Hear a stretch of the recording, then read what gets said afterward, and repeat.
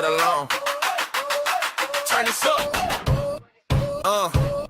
Sun peeking through the curtains, we already in gear. Whole town tuned in, bring your coffee over here. Dial locked in, yeah, you know how we do. It's the community wake up with news you can use. Community wake up morning show. Charles and Damali on the go.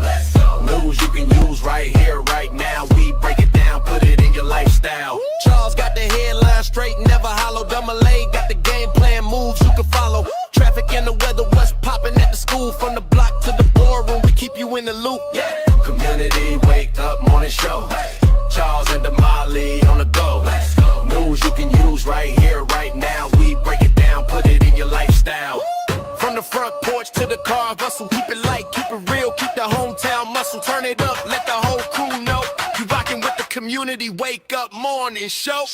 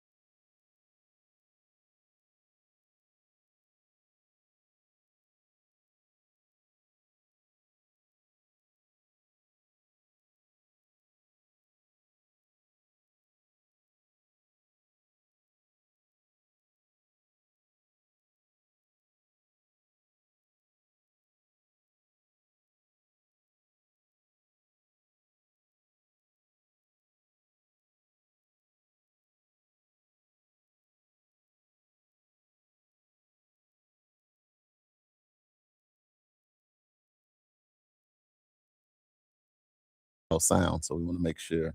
And let me make sure if anybody else, because he said no sound, just found you all, but no sound. We got to go into that little system, you know, the JB be doing when you go in, stop this, turn on that. Uh-oh. Yeah, oh, There might be some sound now. Is that somebody yeah, we phone? got sound. That's Steven's sound. Oh, so we got sound now. Yeah, sound is there. Mic check, mic check. There might be some sound. That's just somebody phone. Yeah, okay. Yeah. And he's on Facebook too. So yeah. It Uncle should Brian, be. can you hear now? Yeah, you You should. should be able to hear because we can hear it Yeah. on our phone unless they done tapped into the system. And if they done tapped in, Brenda said no audio. How we got audio on here and they don't have audio?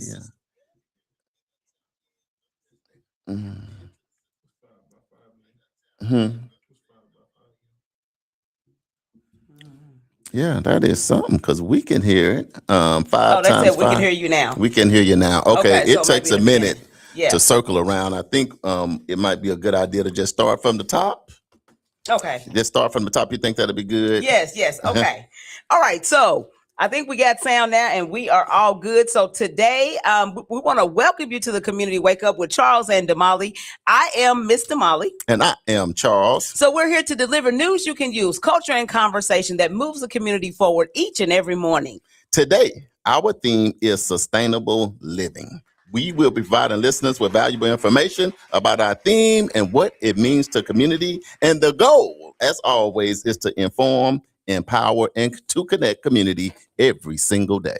So we are excited to be back in studio. I can tell you that 2 days out of studio kind of put you out of, sorts, because we used to getting up at 5 a.m. every morning and being in the studio by 6 o'clock trying to make things happen. But, not being here for 2 days, it's been kind of crazy, but it's been great because we were not just laying around. We were actually traveling to Omaha, Nebraska, where we hooked up with our friend, Mr. Willie Barney, and we participated in the 19th annual Rebuilding the Village Conference and Revive Black Business Expo. I'm telling you, we had a phenomenal time. There were national speakers there that we'll talk about. And if you guys did not get the opportunity, go back and look at some of our live videos that we posted. We posted a lot of video, a lot of pictures, so that you guys could see what we were actually doing. There was Dr. Will Moreland, who was a national motivational speaker, did a phenomenal job. Miss Suzanne Hart, another national speaker from Ontario, Canada, did a phenomenal job as well. But let me tell y'all something. Tulsa represented.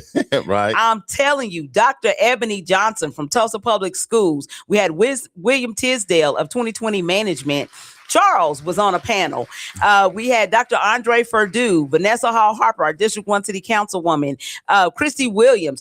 All of them led breakout sessions for this conference. So it was phenomenal just to be able to sit in the room and get video. So we tried to get a video of everybody, in their respective breakout sessions and everything so that you guys can see that we weren't just, on vacation.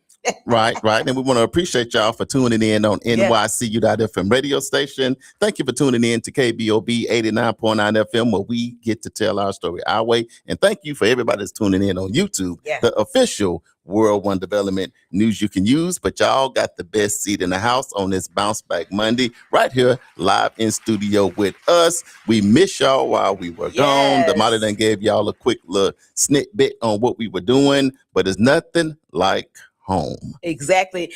Cousin Pearlie said she watched several of the sessions. Yeah. So good, Cousin Pearlie. We saw you on. We were trying to be discreet and slide in and slide out. A little bit. Of some of the sessions. But yeah, we had a great time. Picking up some nuggets to bring back to our city so that we can be able to share not only with people here in Black Wall Street, but we want to be able to share them with you as well. So throughout the weeks, we'll be sharing, little tidbits here and there about what we learned and, what we were able to glean from all of our national sponsors or our national partners at the conference, in Omaha. So we had a great time. So I was going to say we actually took a road trip with two of our friends. Right. Ken Rushing from Grindaholic Music came up from OKC. And then Dr. Anna Marie Baker came up from Dallas, Texas. Right. We had a blast just riding down, talking, about vision and just the things that we want to see in our respective communities and how we can partner and collaborate together to make these things happen. And then, having the conference was just like icing on the cake. I know. I would say. But I think the best time that we had is when we came on our way back to Tulsa. We actually played songs.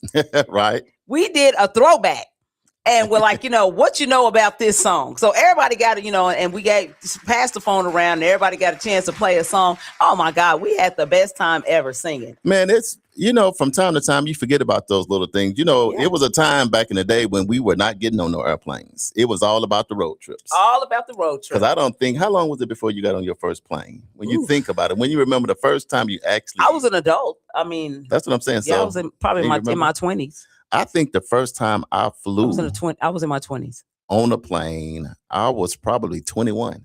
Mm-hmm. You got to think about that sometime. Mm-hmm. When you talk about life experiences, I did not fly on a plane until I was 21 years old. And imagine how many kids and stuff, they've been flying since they was babies. Exactly. It's just access. Yeah. Damali, sometimes it's just always not granted until later in life. Yes, absolutely. So that road trip was absolutely awesome. We had a great time.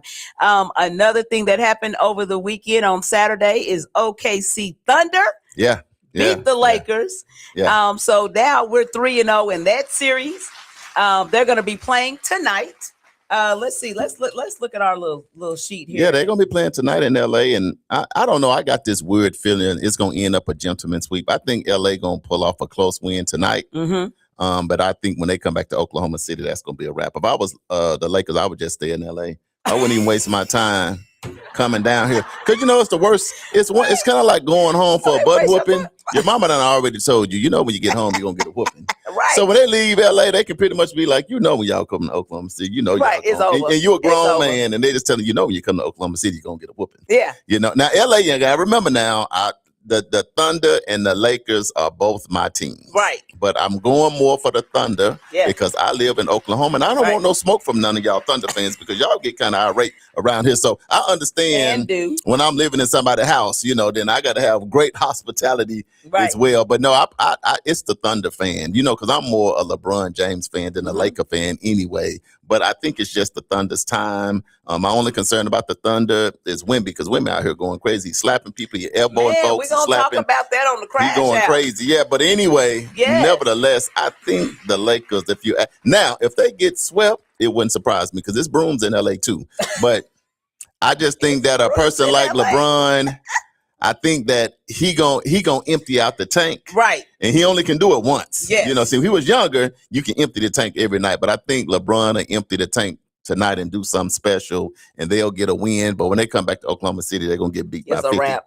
Yeah, it'll be over. A wrap. And we can go on to the next round. The one that I'm actually excited about. I see Marquise on. Welcome to the show. What's up, Marquise? Cousin Pearly, Uncle Brian. We miss all of you guys. Miss Brenda Harbin. Yes. Welcome to the show. Got a lot of secret listeners on. They was on here waiting, Damali. They were. And they was waiting on us, and we was waiting on them. So let me tell y'all something.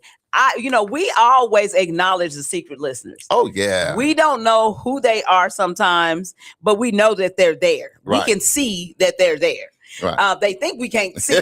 We don't know specifically who they are, but we know that they're there. So this is the funny thing. When we were in Omaha, so many people came like, oh my God, I watch the show. I keep up track of y'all and I know what you're doing and this and that. And I'm like, I ain't never seen you on the show. So you a secret listener. Well, I got to remember too, you got people that probably listen on the radio. Yeah. So everybody that listens in on NYC, you just riding in your car dipping. A lot of people say, I just listen to y'all on the radio when I'm in the car. Mm-hmm. But we kind of do the secret listeners on the Facebook Live because the numbers are always up high. And if you can see us live in studio, because if you talk about how Damali got her hair done or how maybe I need to shave my beard a little bit or something like that, then I know you've been tuning in. But when you see people from all over the country and even in other countries in Africa say, man, I love you guys' show. I love what you're doing. Keep doing what you're doing. Tulsa has a gym and you two guys, and it means a lot. And we don't take that for granted at Absolutely. One other thing I want to say about the conference, and then we'll move on past that because we got so much that we could talk about the conference. But we actually met up with Mandy and took lemonade. Took some of that Mandy to the conference. Oh, my goodness. Let me tell y'all. I messed up. people from Cleveland, Ohio. What we had New Orleans. I mean, we had so many different cities that were represented. Oh, you should have seen them going nuts. So, Right. Mandy, do not be surprised if somebody from another city and state reaches out. I told them to send you some videos of them drinking this lemonade, Right. and I got a couple pictures. Dr. Will Moreland. Oh, he was sold. He was Right. sold. Now he's out of Arizona. So, Mandy's has made it to all of these other cities and states Right. now. And I think what would be good before we jump into the affirmation, because we'll bring it down and slow Yes. it down, but I think it would be good for us to take a moment to kind of recap the 19th annual Rebuilding the Village Conference, because there was a lot going on. It's a Because lot. Damali, the one thing I can say, by the time I start traveling and kind of watching the regular news a little bit and watching, it don't take long to get disheartening. Mhm. If you look at Facebook, if you look at Mhm. national news, because like everything is so negative. So I'm Mhm. telling you guys, when you see something like what we went to the conference down in Omaha, when you can attend things like that, it does something for your mind, your body, your soul, your spirit, community, because it's you go into spaces where you got black, white, green, and yellow, not just Mhm. just everyday people. We talking about extremely Mhm. High influential level. people, high level people Yeah. making things happening from all different walks of life. So sometimes just don't get so mixed up in what you Mhm. see on the national news, because Mhm. there are here's the thing. Media can control the narrative so much because so many people watch at one time. Mhm. And it can lead you to believe that people are not working together, that people are not getting along, people are not still doing things together. Kids don't still play sports and baseball and soccer and cheerleading and all that stuff together. This world is not as divided as it seems, because it don't take but one person to do something crazy. And your assumption is, Damali, the whole city is doing bad. Right.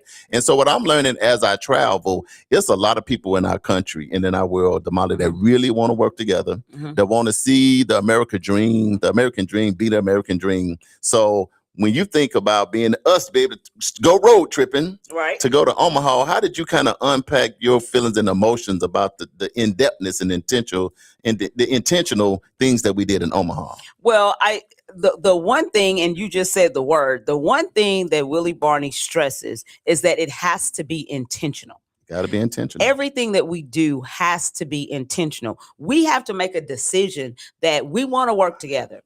And then we have to make a decision as to what the working together is going to look like and how it's going to benefit. The one thing that I love about the Empowerment Network Right. and about Willie's organization is that they have become masters of capturing the data. Right. The Right. data speaks for itself. You don't have to be a rocket scientist Right. to look at if crime was way up here Mhm. and then now it's way down here, then something we're doing that we've intentionally set out to do has made a difference in why crime is down. I think that when we start talking about all of the different sectors in a community, you've got to have buy-in from every sector. If you don't have the buy-in from every sector, then it's not going to be balanced. And I think that is something that they have been able to create in Omaha, is they've been able to engage everybody and bring everybody to the table. And when I say everybody, I'm talking about development. I'm talking about community leaders. I'm talking about, like the police and, just all education, just every sector, business, entrepreneurship, just every sector to the table and decide this is what we want for our city. This is we want, and actually they started out in North Omaha, which is very similar to North Tulsa. And they started out, and then they just kind of just radiated out from just that core. So I think having a definite roadmap and blueprint to where you are going and what you are trying to do is going to be key, but you still need everybody at the table. Right. And you can't have people running in different directions. Everybody's got to be running together for the same goal, even though you're in your own respective area. And I think that's the one thing that you can really see when you go to that conference is, there may be people, it is a black led, and Willie is very clear about this is a black led movement. However, it requires the help of everybody. And so you see all nationalities there, because they all have a vested interest in making sure that these metrics and these numbers are being met, as part of the goal. So they're almost 20 years in the making. There's going to be another one in October. Yeah, and that'll be celebrating the 20-year. And Damali, I think it's just the notion that anytime you hear something that's black led, it had to be met with a negative connotation. Absolutely. And that's unfair because when you're in any community, we here in Tulsa, you got the Hispanic Chamber. You got a lot of people that's part of the tribes. Yeah. You got many other organizations that get together. But I don't think that when we hear those things, we don't meet it with something negative. You know what I mean? Each culture, each community has something different. You got to think United States is now just a melting pot of everything. Yes. So from every now and then, people want to taste some of their chicken. They got some of their seasoning on it. Right. So it's just a cultural thing. I think if we could find a way to get away from the race thing so much and let it just be about people enjoying each other's culture, because look, we just celebrated Cinco de Mayo. I was eating up all, you know what I mean? No problemo. Hola, como estas? Me gosh, yo quiero taco belly. You see how we did that? We leave there, go over there, eat some Indian tacos. When the Irish have their thing, I don't drink beer, but I'll pour one out for somebody. What I'm saying is, when we go to like the rebuilding the village and it's black led, you just don't want other people to say, they getting together, what's going on? If somebody say black excellence, that don't take nothing. Right. Because if we go somewhere and see a powwow going on, we dance with everybody because we can respect other people's culture, not just respect it, but appreciate it, celebrate it. Yeah. And I think that across other races and nationalities, it would be good if we can just show that both ways, right? And then just continue to build this dream called the American dream together, where everybody got a seat at the table. Right. We're still working our families together because guess what? The kids got to go to school together. They're going to be at the movies together. They're going to play sports together and dance and cheerleading, pom-pom, whatever else they do. So us as leaders of this country, I'm just hoping that we can find a way. If we don't feel like making it better for ourselves, which I think we should, let's at least think about our kids and grandkids, because maybe the people that came for us fumbled the ball all over the place. Right. Maybe they did. We couldn't do nothing about that. But this is our time, Damali. So what do you think we should do with our time to make things better? Well, so this is a conversation that we were having with Dr. Will Moreland and Suzanne Hart. Man. If you don't know who these individuals are, you should know them. Go look them up. Dr. Will Moreland out of Phoenix, Arizona, and Suzanne, and it's Suzan Hart, out of Ontario, Canada. Let me tell you something. They are two of the most profound people that you will ever hear. Look them up. Slow down and tell them their name so they can go look them up and research these great. Because if you got something going on in your city, to be able to get a Dr. Will Moreland, which he'll be here on the 20th, and I think Suzanne will be here on the 20th. But Damali, you know what? That comes from relationships. But if you've never get a chance to travel, maybe see them, the goal is to have them here June 20th when we have our next convening here at the 36th Street North Event Center. But like Damali said, sometimes it is good to run into people, Damali, and you and I have traveled too. But sometimes you got to get out of your own city. You got to get out of your own state. Right. You got to be honest, sometimes you got to get away from your own family. Now I love my family. I know you love yours. I'm just saying sometimes you have to get outside of what you're accustomed to and just go out and see other things. Because as you travel the world, you be less irritated about local stuff, things that don't work, people that don't have the right mindset or the right belief. But then even when you do that, I'm just saying still keep love in your heart for their brother, their sister, their neighbor, their family, friends, and cousins. Don't change up on nobody. Right. But I'm saying it'll do everybody good justice just to look. Don't fear this world. This is a big old world. You only gonna live one time. Like when we go to Africa, y'all gonna make it back? Well, I think so. Nothing is like you think it is. You watch TV, they show you what they want you to see, but people are traveling all over this world having a great time, Damali. They're not sitting at home, not learning and not getting any type of experiences. So back to your question, Uh-huh. I had a conversation while we were waiting. I was waiting on you to come downstairs, as a matter of fact. Right. And we were talking with Dr. Will Moreland and to Suzanne Hart. And one of the things that we talked about was the fact that sometimes in our culture, we get stuck in what has been. Right. Right. Or, well, I can't do this because of that. Well, I can't do this because, it's almost like we always have an excuse for the reason why we can't why we can't achieve the things that we so you're taking excuses off the table? Yeah. So, we need to take excuses off the table. Yeah. And one of the examples that Dr. Moreland used, which I thought was a great example, when he said that we are 13% of the world, the world population. Right. Black people are about 13% of the in world the US, population right. in the US, right? And which means that when we go places, we're expected to probably be the minority in any room that we're in. And that ain't nothing new. And so it's like, oh, well, I can't do this because the man is holding me down. Well, what man? Right.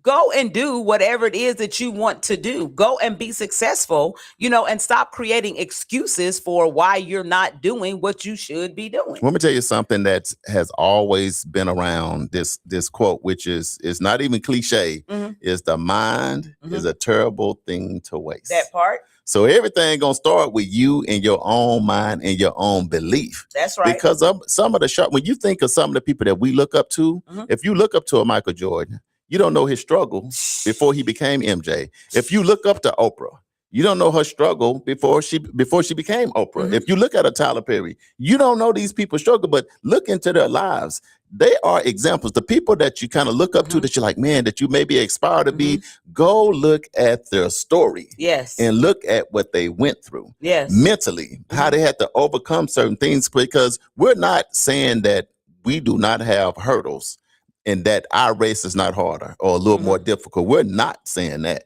But what we're saying is, if our ancestors and our forefathers can make it out of slavery, come on, and do what they was doing, and they had a lot less than what we had. They didn't have nothing. Yeah, they didn't have nothing. You could just start at zero. Just said here, he said, I have used that statistic all the time that we're only 14% of the population, so we can't be 100% of the problem. And I totally agree with that. Ooh, Marquise dropped the bar. He always bar dropping. Exactly. Yeah, that's true. And so those were some of the conversations that we were having, outside of the conference, right? These are these sidebars. And I think that for me, each time that I go to this conference, it's always rejuvenation. Right. Because I think that we can be in our respective cities doing our respective things that we normally do, and you feel so beat down. Right. Because there's just so much happening, so much going on, so much nonsense that, and so much noise that you really can't, focus on the work like you want to focus on the work, because there's just so much noise going on. But when you get to this conference, you realize, well, of course we already know this, but I think it's just in real time. You know that there are other people doing the same type of work that you're doing, right, and trying to make a difference. But when we come together, right, all of us in a space, and we can all talk about our, what's going on in our respective cities. And then some cities might have the solution, right, to the problem that your city is facing. So to be able to sit at the table and have those conversations and talk to, different folks, the folks from Kansas City or Lansing or Durham, or Louisiana, right, New Orleans, to talk to those individuals and say, hey, in our community, we're having an issue with this, or, maybe our state representative or our, some legislator is not, listening to our pleas. What did you guys do in order for, for your legislators to listen to what your issues were, so just to be able to do some of those things and to be able to provide each other with nuggets. I'm telling you, it was actually, a rejuvenator for me, just to be able to be in the space. And we're going to have like a powwow about, our trip with Anna Marie and with Ken, right, just to kind of debrief and just talk about some of those things, because I think this is Ken's second trip being in And Omaha. I think it helps too when you are in the space.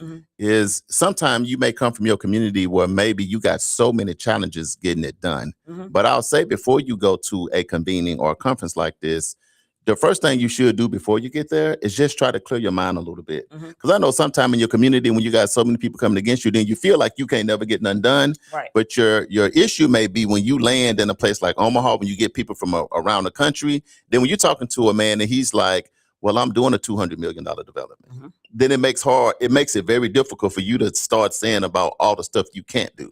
Now, when he started telling you the story, a person like Mike Maroney started saying, well, it took us 10 years to get here. It took us 15 years to do here. This is what your trip, because here's the thing, Damali, it's not a microwave situation. Exactly. It's not a drive-through situation. Boy, you got to put them 10,000 hours in. So the one thing that was one of my biggest takeaways, Damali, is it takes time to get things done, and you just can't give up. You got to be persistent and consistent. Yeah, you get there and a person be like, I am the hedge fund manager. What do you need? So sometimes, Damali, man, we can be beat down so much that even when you got access, you still want to fight. When a person telling you, well, what you need? Well, these people did this. Do you need $1 million? Well, I'm telling you, nobody support what I'm doing. And that you have to do this. Hey. Yeah. What do you, I'm trying to ask you, but to me, that's what you call Damali trauma. Because sometimes a person can be so used to being beat so much, even when you try to touch them with love, what they do, they still jump. Yeah. Because I'm not even used to somebody touching me with love. I'm used to the beating coming. So I'm just saying, you guys, if you're listening in, I told them I thought it'd be good to slow down because we experienced it. And our goal, if you didn't get to chime in like Cousin Pearlie, to maybe explain some of the stuff that we'll address. What was maybe a topic or a certain area or a sector that we went into, Damali, that impact you the most to see the work that was being done, not just in Omaha, but all around the country, a sector that you was like, man, I want to bring that back home, I think, to Tulsa and focus on it? I think just the development space period. Man, yeah. There are so many cities that, well, for number one, we all work. Everybody that's a part of this conference, they all work in underserved communities. Right. You know, so we all really have the same story. It's just in a different region. You know what I'm saying? But it's the same story. Blight, food desert, education is, the schools are not good. Crime. I mean, it's the same story, just repeated in different locations, and it's by design. Let me just say that. But the one thing that I think that I took away was the fact that every community has champions. Right. There are champions in every community that are dedicated to doing this work, making it happen with no money. Like they are not getting paid to do this work. And and it made me reflect on like when we started with EduRec, and all of the work that we were doing, and people want to, give you kudos, but nobody wants to give you money to fund the work. Right. You know what I mean? Because and, that could be for a lot of reasons. I have my own theories about that, and that's not what this show is about. And I don't want to get too far off into it. But I think that, when you're making impact, there is only so much impact that sometimes your cities want to see. Right. Because now that messes up their bottom dollar. And, because if you raise and elevate, a particular area that they've been used to getting funding and money for, because we got this problem, but not necessarily trying to fix the problem. We just want to identify that there is a problem because we want to draw down these dollars. But, so when you see that, you're just like, man, this is crazy. And it seemed like you do have a lot of people, Damali, I think are starting to get a conscience, even when they sit in certain situations, because right now you got a lot of prison systems suing the state because they built a prison in their state, and the state guaranteed them 80% capacity. Capacity outside. And now they're down to 50%. So imagine the mindset when you got the states, you got these correctional facilities, like, we're going to sue you because we need you to lock up more people. What kind of country, Damali, or world are we living in when the penal system want to file a lawsuit against the state. So when the state start doing better educating kids, and here's the bottom line, who are they going to fill the prisons up with? Mm-hmm. You still have to ask yourself that question. Mm-hmm. So when you run around here not wanting to be Mm-hmm. educated, when you run around here not wanting to stay out of trouble, when you out here taking a chance with your life doing these little things out here, you got to remember it's a system out here that needs your service. Your service is being on one of them warm cots and locked up. The school to prison pipeline is real. Is real. And Yeah. you know, anything that we as citizens and organizations are doing to interrupt that interrupts the money flow. We say on this show all the time, follow the money. Yeah. So for you young youth out there, they got a friend to say, let's get our hustle on. Let's go ahead and hit a lick. They got a lick for you. Mm-hmm. They got a lick for you. And that's why it's sensationalized with, you know, the rap videos and the cars and the money and all of that, because all of that, in order for you to get in position to do that, they're not pushing education. It'll cost you something. You know, they're not. Education is not what's being pushed. Entrepreneurship is not what's being pushed. Right. College is not what's being pushed. You know, in order for you to get those things that you see on a video, then what's being pushed is something that's going to get you to the penal system on a first class trip. So when you poor or you have a challenge with your money, you know, then when you go to court, you be like, man, how little Johnny gonna get locked up for 15, 20 years when he's a first strike? This is first offense. He ain't never did nothing. He made straight. He did. But some of that stuff don't even have to do with them not wanting little Johnny. Little Johnny should get, some kind of punishment if you committed a crime. But no, little Johnny shouldn't have to go to prison for 10, 15 years. But when you got this system where we gonna sue you, then okay, well, that's gonna help us go ahead and give all of them 5 years, or go ahead and take this plea bargain. So a lot of the bargaining, man, Damali, they just got to realize it's about money. So I'm just saying that to say, just because you don't have access to everything don't mean you have to go commit a crime. Because if this system grab you, that's why people barely be in the system at 16, then you go do 30, 40 years. Because the goal is to keep you there. So my advice to you, stay as far away from this system as you can. Absolutely. Now, we are way off. It is little now bit. 42 past the hour, but we It really is. wanted to give you some information about our experience in Omaha. And when you see us go on these trips, because understand that this show is very important to us, because it's the community wake up. So if we are not in studio, that means we're going to get some more nuggets so that we can bring back to help the community wake up, right? So that's, you know, huge for us. But understand this, that there will be other trips coming up. And when they come up, then, you know, we want to take you guys along with us. So if there is ever a moment when we are not on live from 7 to 9, then know that there's a video coming. There's a video coming somewhere. I think the next meeting in Omaha is it like October 1st and 2nd. Our next meeting, if you want to catch a meeting local, if you're in Tulsa, you can come here from anywhere.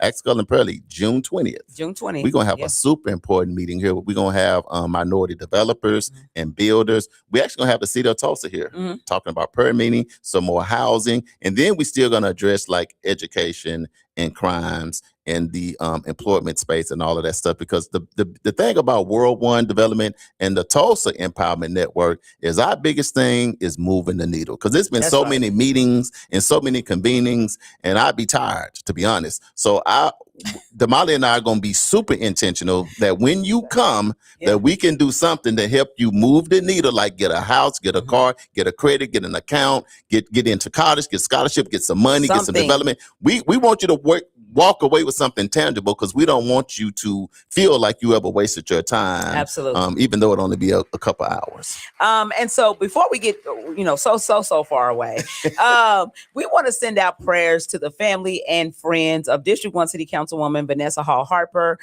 She lost her mom. Yeah. And, you know, I don't know what that's like. You do. But, you know, I cannot imagine, you know, I've lost my dad, and I cannot imagine losing a parent, and especially yesterday being Mother's Day. You know, that's crazy.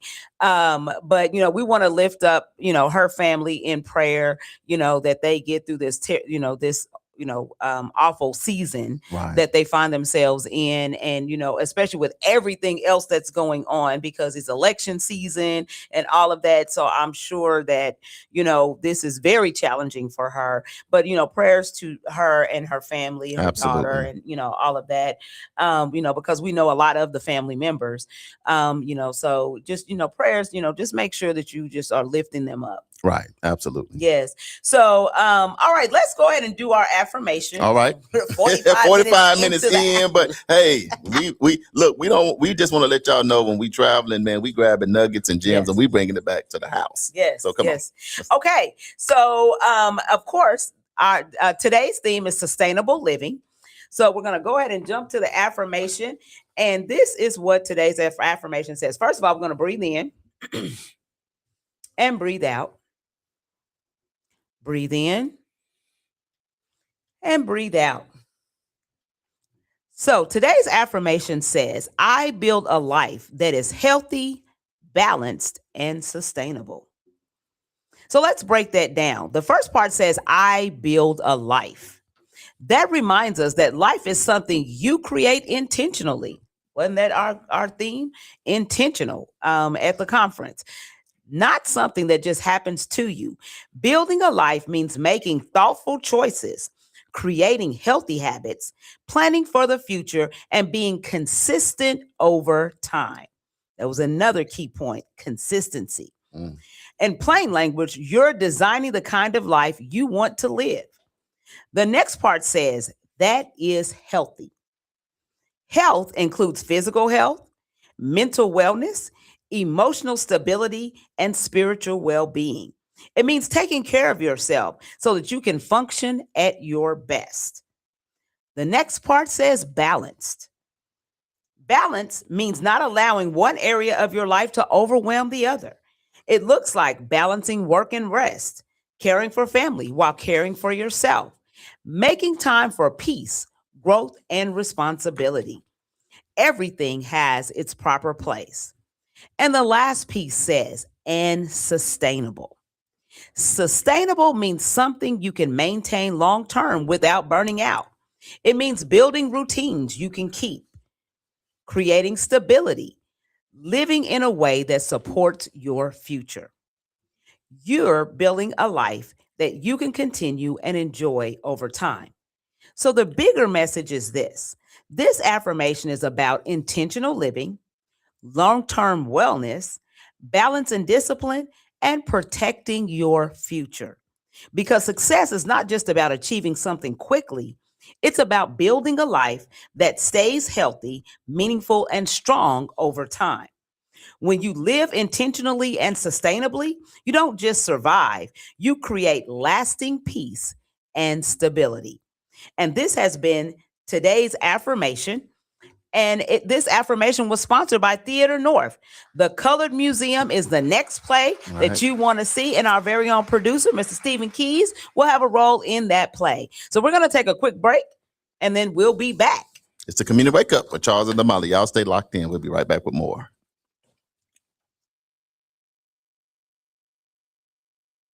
What if the truth was on display? This May, step inside a world where history, identity, and reality collide. From visionary playwright George C. Wolfe comes the bold, the fearless, the unforgettable, The Colored Museum. 11 powerful exhibits, stories that challenge, provoke, and expose. A journey through Black life in America told with razor-sharp wit and unapologetic truth. You won't just watch it, you'll feel it. The Colored Museum, presented by Theater North, live at the Tulsa Performing Arts Center, Liddy Dungeons Theater, May 23rd and 30th at 8 p.m. and May 24th and 31st at 3 p.m. Don't miss the performance everyone will be talking about. Get your tickets now at TulsaPAZ.com or call 918-596-7111. The truth is waiting. Will you face it?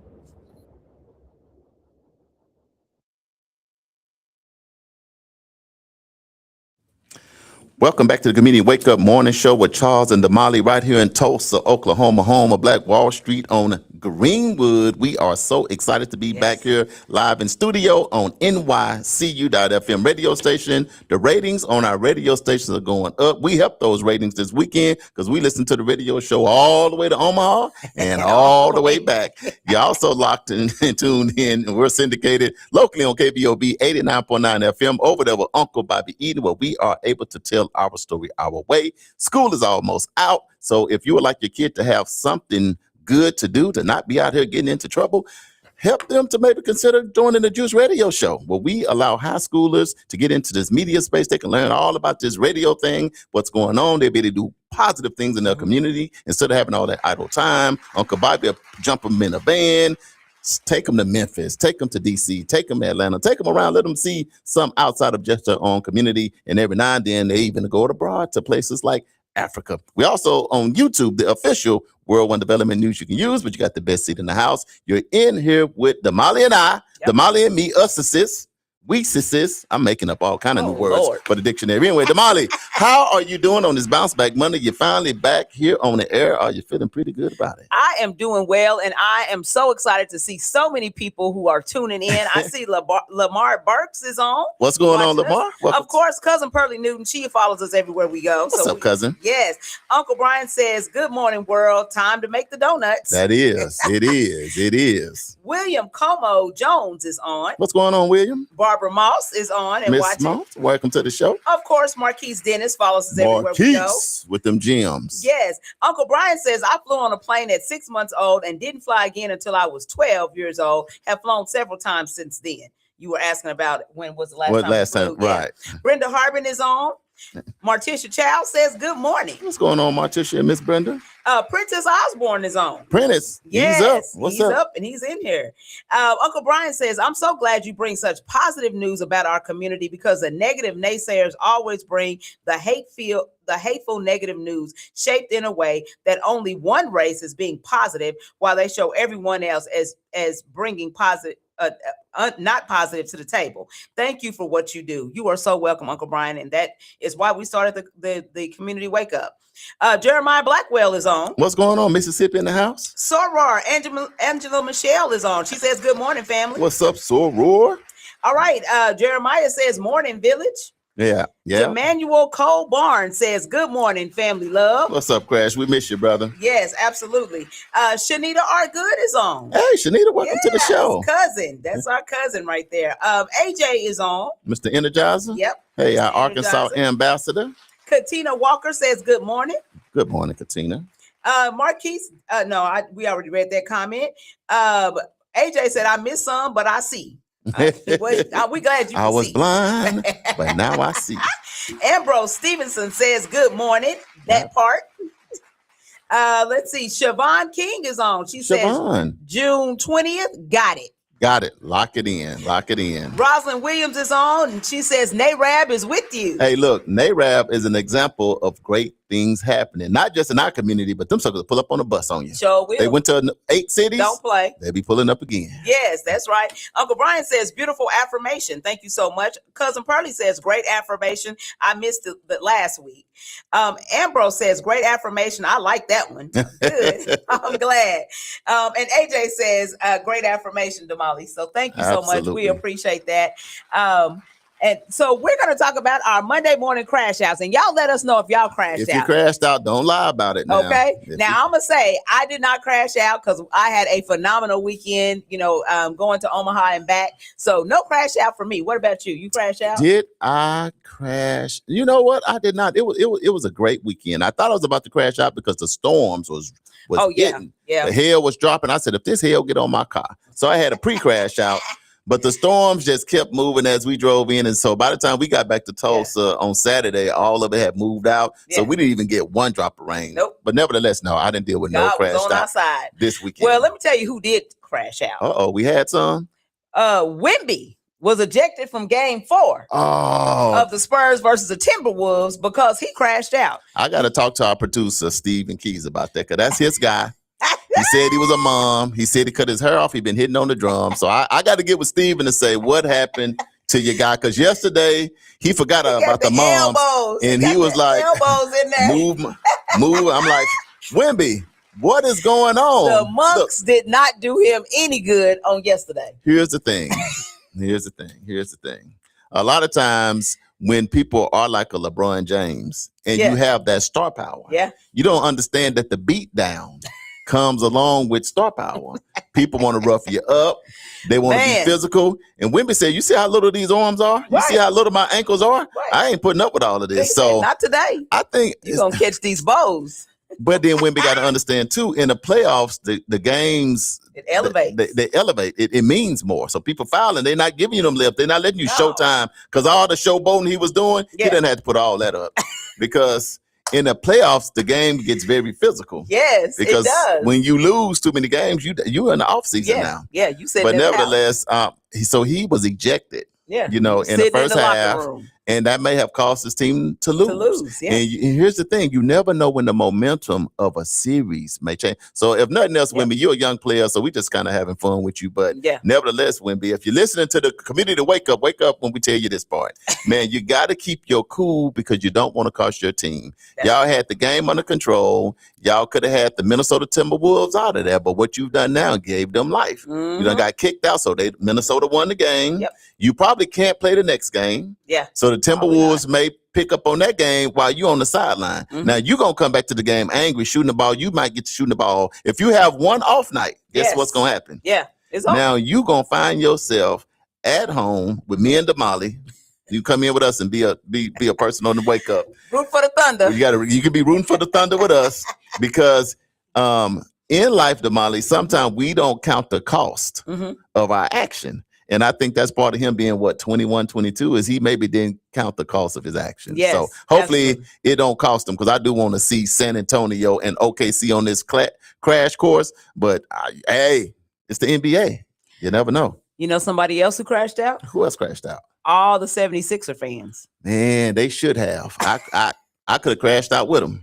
I mean, you are in an elimination game Man, at home at home. against a rivalry. And they You brought haven't won all no the game. brooms they can find. And they came and took your rim and your nets and your floor and your fans and took them down through there.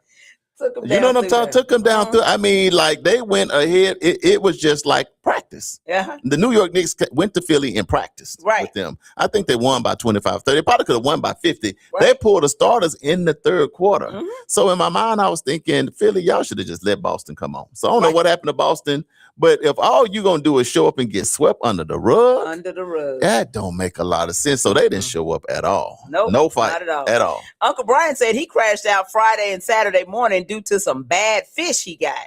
Oh He my said God. so he's gonna be staying away from fish for a while. You know what? I saw on the news that this family out of India somewhere, they had went out to eat and they got home and ate watermelon and all four of them passed away.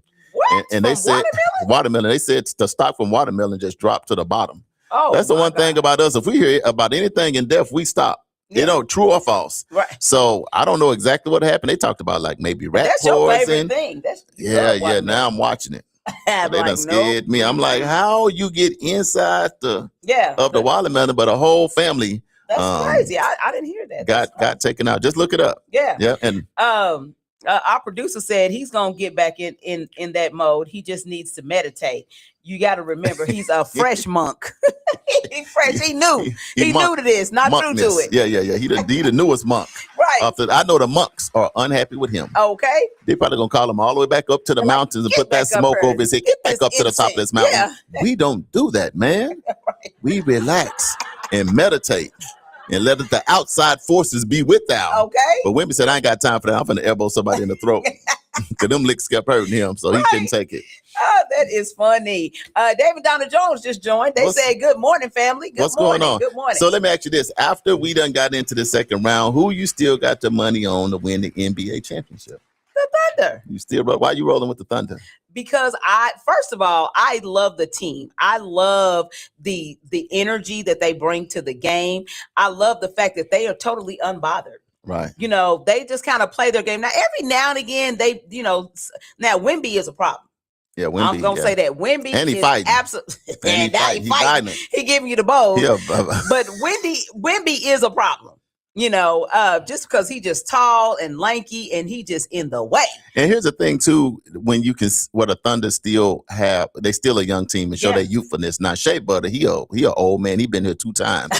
But Right. after they beat LA in LA and he was doing his interview after the game, they started pouring the water, on his head. Yeah. And he was so mad because the series is not over. So he wasn't mad about the water, but he just understands that, man, it's not, the job is not complete. It's not over until it's over, because at any moment, anything can happen. And he said, I'm going to teach him when we get back. So he probably got the Thunder. He the coach today, blowing the whistle, got them running. Like, how you going to pour water at, like the series is over? We just won one game. It's not over till it's over. Yeah. Now, I think it's over. I agree with them pouring the water, but nevertheless, you got to keep things in perspective. But let me see. Right now, New York Knicks look good. Damali. Yeah, they do look good. New York Knicks, ever since McCollum hit that shot on them, they've been pissed. I don't know if he said something to him, did something to him, but ever since McCollum hit that shot when they was playing against the Hawks, they done went on a tear. Yes. And so coming out the East, Detroit is looking pretty good, but I think it's New York coming out the East. And so for the Thunder, I think it's between them and Wemby. But I just think you better be careful of them Knicks. Them Knicks is a different kind of people from New York, East Coast. They doing their thing. So my money, I can't take nothing away from them. Here, this is where I am. My honest. Here's the thing we got to think about. Okay. I think out of us in San Antonio, I think San Antonio won 3 of the 4, and I think Jalen Williams was playing. Yeah, you're right. And remember, they asked him what happened. He said 7'6". I mean, that's what he said. I didn't say it. He said it. And now Wemby, I said he's a problem. He is an absolute and now problem. he mad. He's throwing elbows. Exactly. So this was the nice Wemby. Now he done cut his hair off. He's throwing elbows. Right. I'll tell you this, and I am concerned about the Thunder going against the San Antonio Spurs, because if you had Jalen Williams, and you still lost, and he said, I don't know what to do with him. And he's gone. Yeah. What you gonna do? How you gonna fill that gap? I don't know how you're gonna fill the gap, but I know that the Thunder, they are very versatile. Yeah. And I feel like they're gonna figure out a way. I feel like they're gonna figure out a way to get around them. I just feel like I thought they was gonna do that with them 3 games they lost. I thought what you thought. They watching film. They was watching film then. They watching film. I think it's gonna go. This is what I'm thinking. My prediction. Okay. Because I'm going for the Thunder. Yes. But if they don't get Jay Will back before Wemby and them come, I don't think they're gonna get by. I don't think they can get by San Antonio without Jay Will. Look, it's gonna be hard to get by with them. It's kind of like Luka and the Lakers. Right. A lot of people are like, the Lakers. You got to think, man. If the number 1 scorer in the league, and even with them, you couldn't get by the Thunder. But I'm just saying, if they ain't got Jay Will, Damali, I'm just telling you, you might have to govern yourself accordingly. Let Ricky Smiley come do the church announcements. I'm a ride too, but if we sitting here and they down 0-2, I'm like, Damali, that was my concern. Yeah, that's my concern. No, and I get it. That is a concern. Yeah. So tonight, 7:00 p.m., we have the Pistons and the Cavs. Who you got?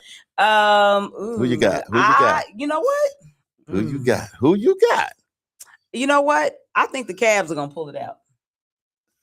You think they're gonna go? I think they're gonna pull it out. Okay, we shall see. Donovan Mitchell and them boys, you got faith in them? I got a little faith in them. They barely pulled it out last time. They barely pulled it out, but I think they're gonna pull it out. Yeah. So they're playing tonight, and then of course the Thunder and the Lakers play tonight. What you think gonna happen in LA tonight with the Thunder and the Lakers? This is a closeout game. They down. Lakers down 0-3. They in LA. You think LeBron gonna say take the crown and go?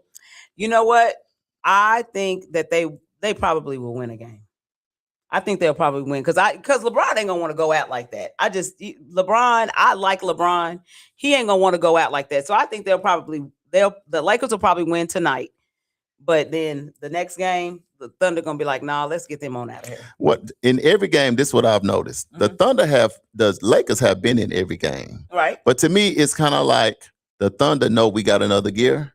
And at any time when they want to switch gears, the Lakers can't go with them. That's what I think. But I still think I'm with you. I think I think LeBron is you're going to know early. Yeah, you're going to know early. You're going to know if the Lakers going to win in the first quarter. Mm-hmm. If LeBron come out going crazy and got 20 points already and the Thunder down by 15, then you're going to know what we said is true. If the game is even close remotely by halftime, the Thunder going to pull it down. LA, they're going to start packing up they can start pouring that water out on Shea Butterhead again because the party will be over. Exactly. So hopefully out there, hopefully your team is winning. We in Oklahoma, we are the reigning champions. Yeah. So hey, we the champions until somebody else got something to say about it. So tonight the Thunder play at 9:30.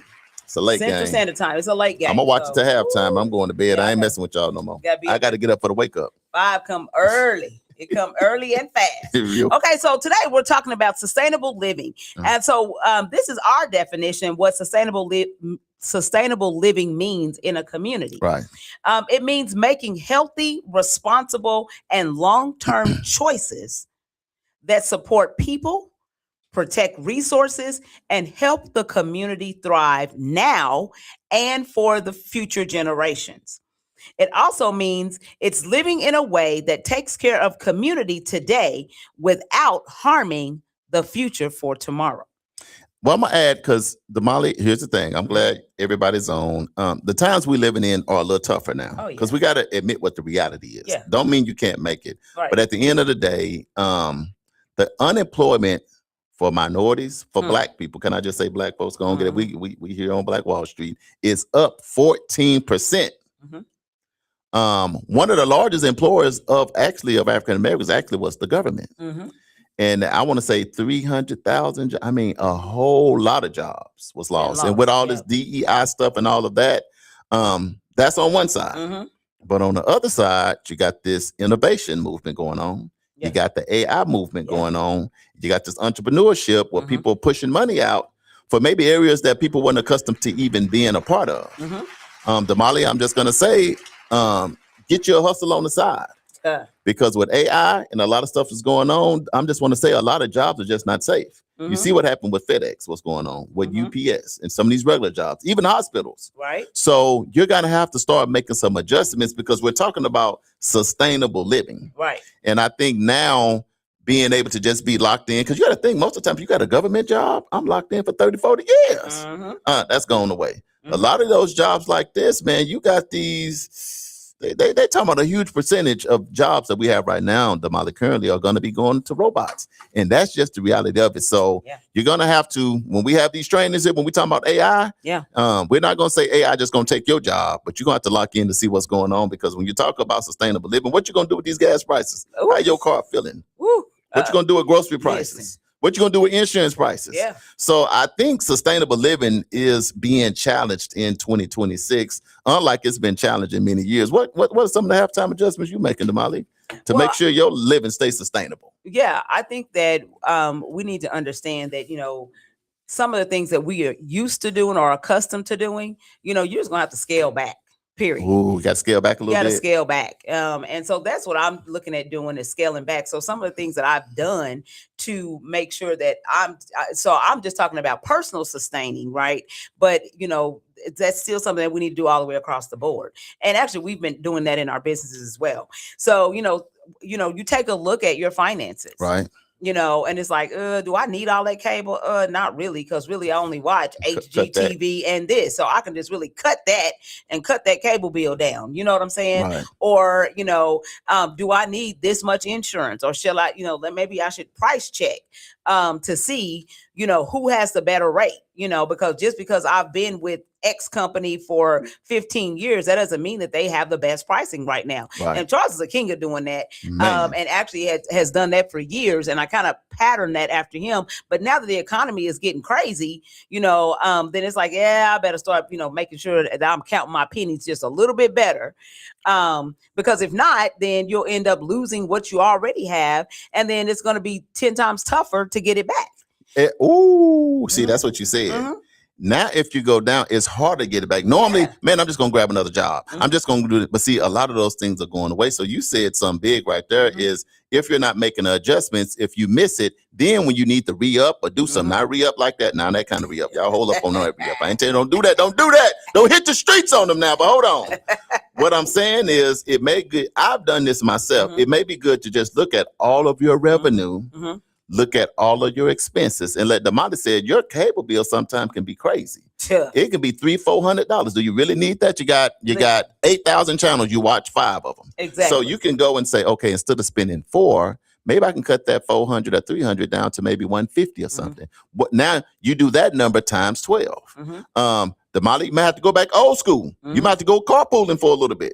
Gas, it's $100 to fill it up. So if y'all get along, now don't y'all get in no car and start fighting. Now y'all here fighting in the car. But if your families get along, elbows cannot fly. Damali, it's me, you, Big Steve, Key, and Uncle Bobby, and we all got all SUVs. All our kids is going to the same school. Yeah, it might not be a bad idea. Look at the month and say, you know what, Steven, okay, you got all the kids this week. I got week 2. I got week. You just don't know how much money that's saving. So go ahead and start doing some things early for 2026. Yep. And then come Christmas time, you can look at what you're looking at and then ease your way into 2027. I think we're going to have to start delving into like stocks and bonds and stuff like that, because that's where the billionaires right now are making all the money. Absolutely. You know, and at the end of the day, the big boys playing games. Yes. You know. So I anyway, think what we should do is go ahead and take a quick break. And then we'll come back and do the Black Wall Street Family Feud Sustainable Living Edition. Oh my God, I gotta win. I gotta win it. Stay locked in. Community Wake Up. Prentice, you better get ready. AJ, get your afro together, because Stephen Keys, he been waiting the whole time. We'll be right back, y'all. The Family Feud Black Wall Street Edition coming up next. You know what? You know what? It's really not that bad being up at 5 a.m. Damali, you know what?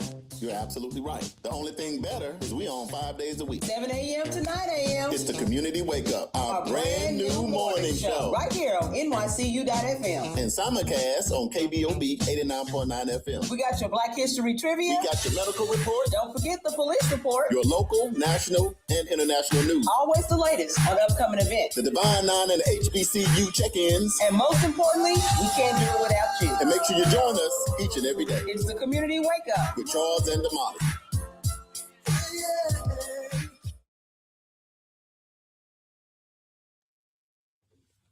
Welcome back to the Community Wake Up Morning Show with Charles and Damali. We are back here live in Tulsa, Oklahoma, home of Black Wall Street on Greenwood. You're locked in on NYCU.FM radio station, playing today's R&B and those throwbacks and them classics that we all like. You're locked in on KBOB 89.9 FM, where we tell our story our way. You're also locked in on YouTube, the official World One Development news you can use, but you got the best seat in the house right here, right now on this Bounce Back Monday, because you're live in studio at Grandma's table. Okay. With Charles and Damali, and we are so excited to be back here live in studio. Damali, what's up? How you feeling? I'm feeling pretty good. Feeling pretty good. Hey, I'm going to go to the live real quick before we jump off into the Family Feud. John Prince says, great morning, family. Greatness in the making for show. What up, John? Welcome to the show. AJ says, Big Rock, Oklahoma Thunder, a.k.a. the Seattle Supersonics, will win the NBA championship. Okay. When they win, you have to pick the building up one time and don't forget to put it down, Frank. Put it down. I will do. I hope what you said is right, because I do want the Oklahoma City Thunder to repeat back to back. Exactly. Our producer said Bron had that look in his eyes on the bench. Ooh, that's over. He was folding his tent. I'm going ahead and put this together. Brenda Harbin says Thunder has a deep bench and they are younger. Yeah, absolutely. Uncle Brian says the exact number, 355,000 federal jobs were cut by the Trump administration. Think about that, Damali, for a minute. That's a lot. Here's the thing you got to remember, because we just sweeping around our own porch. The government was the #1 employer of blacks. Damali and I have you been to DC? DC is mainly black. Yeah. So a lot of times people think when they was cutting jobs, oh, who they cutting? That's where you have to wake up and understand what's really going on. Damali, that was a lot. And you talking about good paying jobs with good benefits. A lot of people went from comfortable living, cushy living with good benefits, maybe going to retire, and they giving people severance package, taking their stuff. So you're talking about 355,000 jobs. So at the end of the day, we 14%. Here's the thing, 14% unemployment up, and then our counterpartner with less melanin in their skin is down to an all-time low. Hey, put that in your pipe. It is what it is. And it is what it is. Okay. And then Uncle Brian says, not counting the private sector jobs that were loosely connected to the federal jobs that were lost. Right. Dominique says, good morning, community wake up family. I will catch you guys tomorrow. Got to hit the clock tonight. So What's up, look, bro? Go ahead and get that snooze. Right. You're taking the snooze button completely off. Yeah. Love you, bro. Thanks for tuning in for a moment. Okay. So it's time for what I've been waiting Wall on. Street Family Feud. I gotta make sure I still got it. Sustainable Living Edition. So I hope you guys are ready. You done had some time to think and pray, meditate. What cousin Richie? He probably pop up now. Richie? Yeah, he probably gonna pop up. He probably gonna pop up. Okay, so today's theme is sustainable living because building a strong community means making choices that can last for generations. Right. So remember, this is how it goes. I asked 100 people in the community these 3 questions and the bonus question. So they gave me 4 answers, not 5. So there is no E. There is no all of the above. Let's go ahead and get that out the way. Okay. So A through D are the answers that they gave, and your job is to give me the answer that they gave the most. Okay. Sustainable living. Sustainable living. Okay. So are we ready? I think I am, because it's going to let us know, how you doing with the sustainable living thing. Because if you miss all of them, your sustainability is suspect at best. Let me not say it. Lori, where you at? Yes. Come on. Let's right. go. Okay. So question number 1. Name something people can do to live more sustainably. Is it A, recycle, B, save energy, C, reduce waste, or D, support local business? Read that one more time. You went off in a distant land. Because nothing connected. It's like, you know how connect to the Bluetooth? Disconnected. Disconnected. Right. I got to get connected first. Okay, here we go. Name something people can do to live more sustainably. Is it A, recycle, B, save energy, C, reduce waste, or D, support local business? I'm say save energy. Save energy would be B. Yeah, energy efficiency. You know what I'm talking about? Right? I said it. I said what I said. You said what I said, and you said it with your chest. I said it with my chest. I'm gonna say Okay. I'm about to put it up. What is the rest of y'all's answers at? Man, you got to think about it. That's a tricky question coming right out the gate on the Monday morning. People trying to bounce back. Like, I don't want to think that hard. YouTube, they said read it one more time and they'll be ready. Okay, name something people can do to live more sustainably. Is it A, recycle, B, save energy, C, reduce waste, or D, support local business? Stephen, pull your thing up so I can see it. Because sometimes Uncle Brian said A. Uncle Brian says A, which is recycle. Prentice says recycle, which is A. Both of them said recycle. Mm-hmm. Man, that sound kind of suspect. AJ says B, with Charles.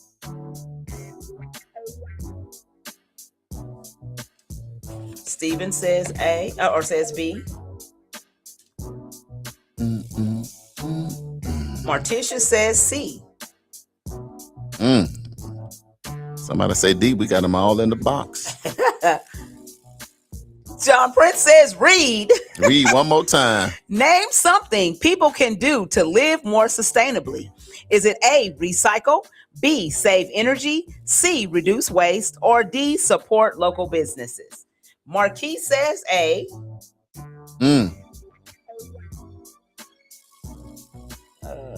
Who else got an answer? Y'all moving slow this morning. It's the internet. They buffering? Yeah, they buffering. They are buffering. Okay, I'll read it one more time and we're going to go on in and give the answer. All right. Name something people can do to live more sustainably. Is it A, recycle, B, save energy, C, reduce waste, or D, support local business? The only person who got it right was Marticia. The answer is C, reduce waste. Using only what we need helps preserve resources. Waste less protects more. Yeah. Right. All right. Question number 2. Come on. Name something that helps make a community sustainable long term. Is it A, affordable housing, B, local businesses, C, education, or D, access to healthy food? Local businesses. All right. That's Charles. I'm trying to get my Charles groove back. says B. I don't want to do a lot of thinking. I just want to get into my groove. Right. Only person got it right was Martisha. So Martisha, I'm watching. He got his eye on I you. got my eye on you. All right, here's the question one more time. Name something that helps make a community sustainable long term. Is it A, affordable housing, B, local businesses, C, education, or D, access to healthy food? Charles says B. Marquise says B. Uncle Brian says A.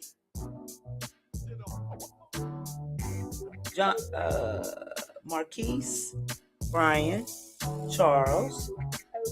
Stephen says B.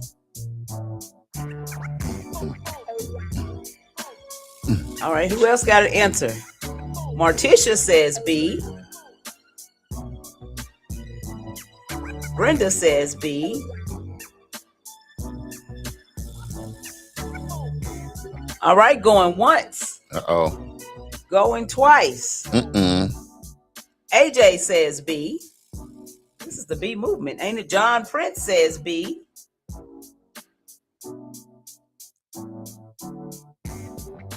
All right, so we're going to go ahead and give the answer. Question with the answer. Question number 2. Name something that helps make a community sustainable long term. Is it A, affordable housing, B, local businesses, C, education, or D, access to healthy food? Charles, Marquise, Stephen, Martisha, Brenda, AJ, and John, you are correct. The answer is B, local businesses. Local businesses keep money and opportunity circulating in the community. Local support creates local strength. So, Martisha, you are the winner thus far. You got 2. She got 2? 2 out of 2. I told her I got one eye on you and I got one eye on me. I'm 1 and 1. Yeah. Okay. Oh, Ambrose said B2. I'm sorry, Ambrose. I didn't see you. So he's right. And so did Prentice. My bad. Oh, okay. So Martisha, I got to watch her. Okay, so Martisha's the one to beat at this and point. I got a couple people carpooling with me. You know what I'm talking about, Damali? But I got them. I'm ready. I'm focused. Come on. Okay, question number 3. Name something families do to create a more sustainable lifestyle. Is it A, budgeting, B, meal planning, C, conserving utilities, or D, gardening or growing food? Budgeting. Okay. Just like he just giving his answer just right out. I done went to Omaha. I done went down to the village, man. Okay. I done went back to rebuilding the village. Okay. What y'all got? Charles says A. I said A. The host says A, which is Stephen. No. What? Okay. Stephen says A. AJ thinking. You think about it? Martisha says A. All right. Question one more time. Name something families do to create a more sustainable lifestyle. Is it A, budgeting, B, meal planning, C, conserving utilities, or D, gardening or growing food? Gardening and growing food sounding pretty good that second time you read it. But I'm going to stick with what I said because I said what I said. So Martisha says A. Ambrose says A. Brenda says A. AJ said E. Read it one more time. Uncle Brian says A. John says A. And the question one more time. Name something families do to create a more sustainable lifestyle. Is it A, budgeting, B, meal planning, C, conserving utilities, or D, gardening or growing food? Prentice says D. AJ says D. I got John Prince. Okay. Going once, going twice. All right, here's the question with the answer. Name something families do to create a more sustainable lifestyle. Is it A, budgeting, B, meal planning, C, conserving utilities, or D, gardening or growing food? Ambrose, Brenda, Brian, John, Charles, Stephen, and Martisha, you are correct. Martisha now has a sweep. Oh, Martisha, stop following me around. That's the first part of it. Because at this point, I feel like you're following me around. Because I'm saying my stuff early, Damali. You see what's going on? See, she said, I'm going to follow Charles the rest of the time. So. So what it says is this: budgeting is the correct answer. Financial discipline is part of sustainable living. Living wisely includes spending wisely. All right, so here we go. Bonus question worth 5 points. Martisha is the one to beat. She has 3 points already. Martisha is me and you. Uh-oh. And what you gonna do? Let's go. All right, so here's the question. Name something future generations benefit from when communities live sustainably today.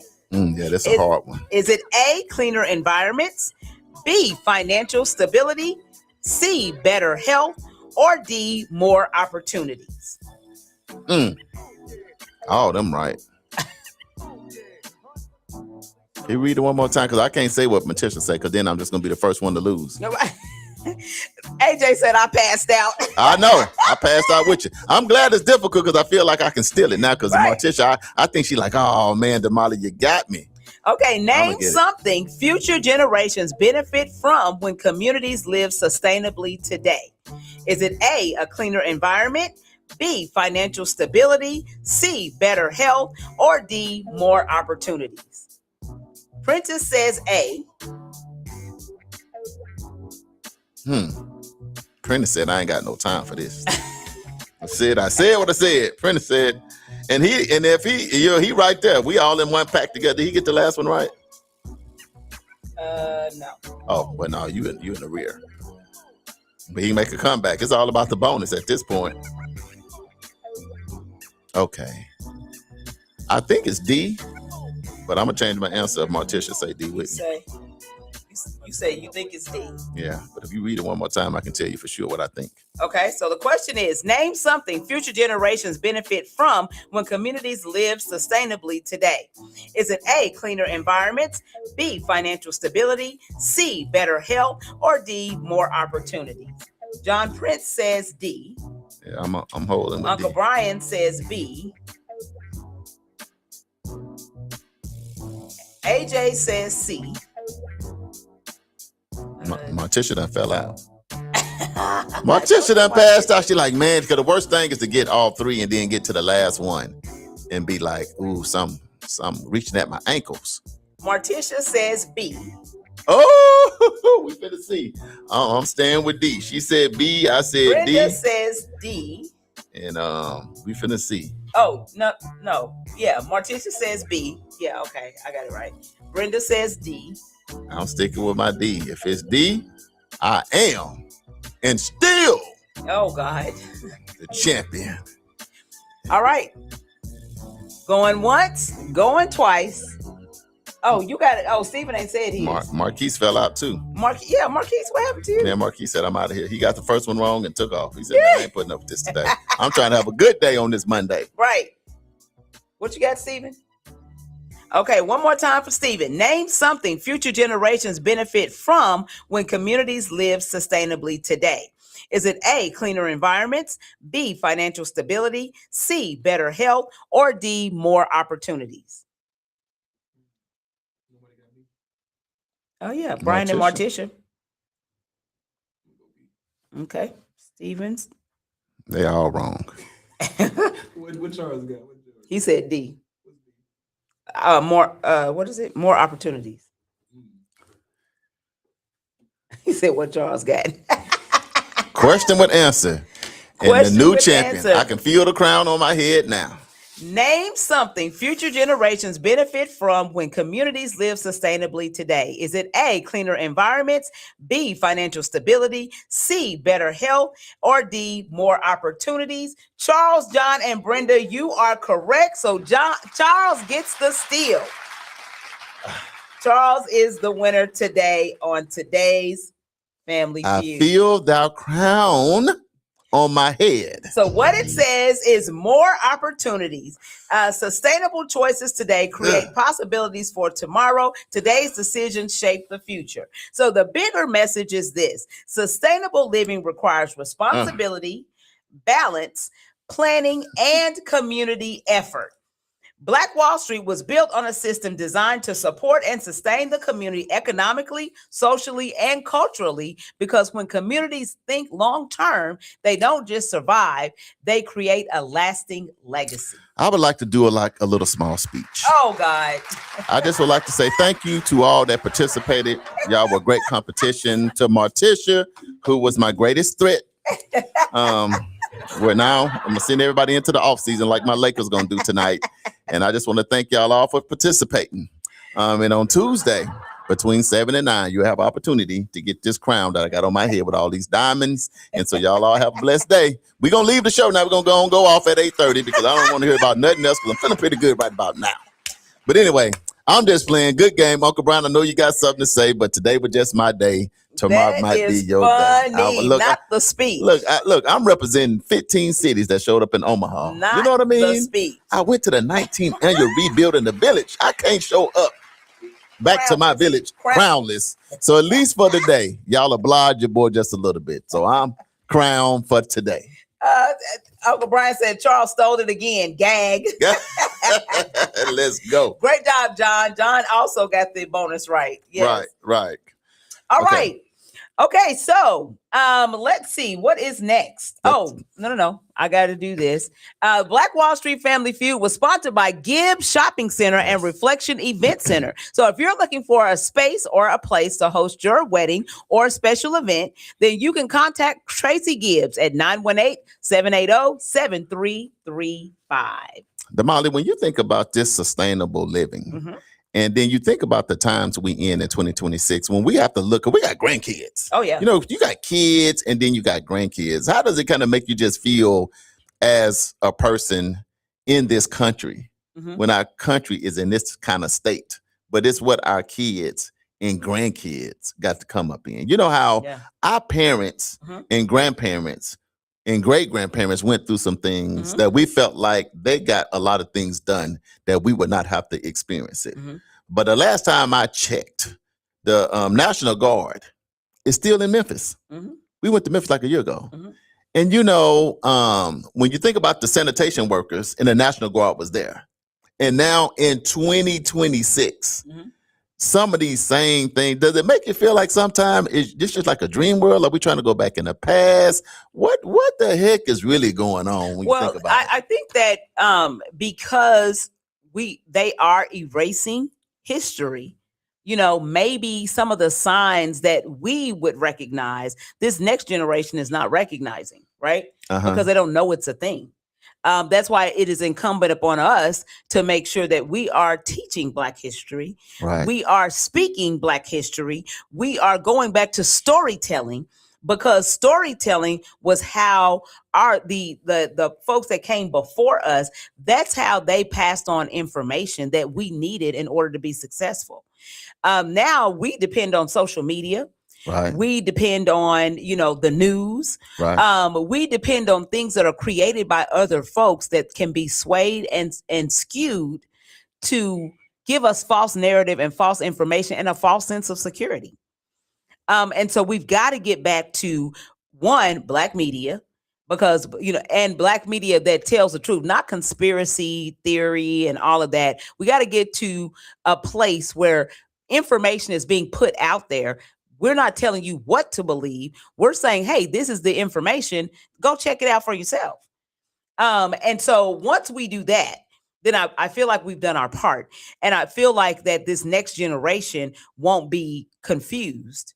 You know, just like we're going to talk about voter rights. Right. There, and we'll talk about it in a little bit, that there's going to be a meeting happening tomorrow in Tulsa, Oklahoma, that is going to talk about that. And so everybody under the sound of my voice, if you are in Tulsa, Oklahoma, you need to be at this meeting. It's going to be critical that you be there and understand what is happening in the legislature. Let me ask you this, Damali. Uncle Brian said this is Jim Crow 2.0 is back in business. Yeah, and let me ask you this, Damali. When you think about like right now, currently, when you think about American history, Mhm. American history, Mhm. what does it make you even think about with just so many shenanigans that go on with news and media and the change and all of that? Meaning, what does it make you just think about the history of our country? Is it just a bunch of mumbo jumbo? It really ain't nothing to it. Is it just a game being played? Is it just a bunch of manipulation? Is it just a bunch of, when you just think about the history of this country, America now, because we living in what it is now. We wasn't living back when Malcolm and Martin was executed and things like, we weren't living back then when those kind of things happened. We living in it now. We weren't even living during those times, but now when you kind of read about history and stuff that happened, you see all that stuff, and now this is our time. Then what does it make you really maybe think about American history? Like, what principles and things like that do we really stand on? Well, for one, I just feel like we've been bamboozled. Because a lot of the things that we've been taught, then if you go back and read them in historical context, then you're like, what? Yeah. But it's and I think that the phrase that if you want to hide something from Black people, put it in a book, because we don't like to read. We're visual. We want to see things, and so the things that you see may not necessarily be the truth. So I think that we need to research more. I still stand on, we need to go back to our oral stories. The oral stories is what kept us, and we were prevented from telling those stories and sharing those stories. And so they were lost. Right. But I think in telling those stories, that let us know who we really were as a people. Right. But we don't do that anymore. Right. We don't talk about grandma and what she like, that's all old stuff. Right. We want to throw the old stuff away, but what we're witnessing right now is, because we're not sharing those stories, history is repeating itself.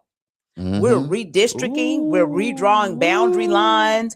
We're changing voting rights. We're going, into policy that's taking us back to where we came from.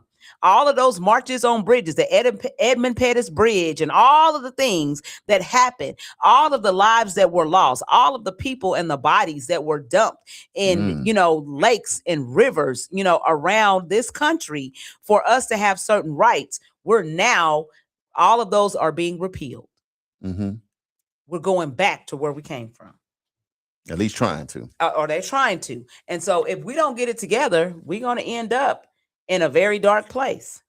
For me, I think that in my mind, it's the spirit of a thing is always going to rise up and be its true self.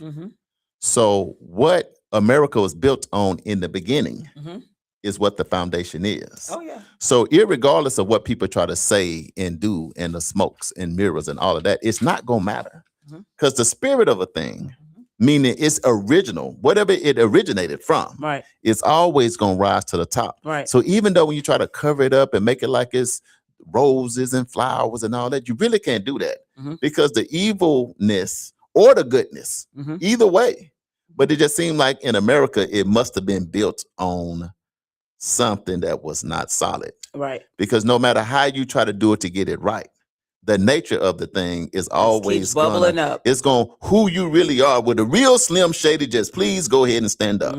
So by the time things rotate, it's kind of like when you finally can pull the cover off. You got the Epstein files. When you pull the cover off, you done stole everybody's land. When you pull the cover off, it's a cover up. When you pull the cover off, you find a way to manipulate the market. You pull the cover off, well, we're not going to do this, we're going to do that. Yeah. So it just makes it, how you watch movies and you be like, this is a stupid movie, this could never happen. That's America.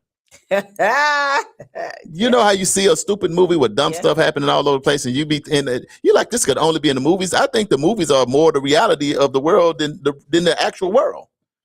Could be. You see what I'm saying? Yeah. So that's how I think it is. And I think that at this point, and I know we're not going to do this, but we really could just trash it and give it to everybody under 30 and under. And just because we done fumbled, we done missed it. We done like our generation, not us individually. I'm not just saying that, but you literally can just scrap it.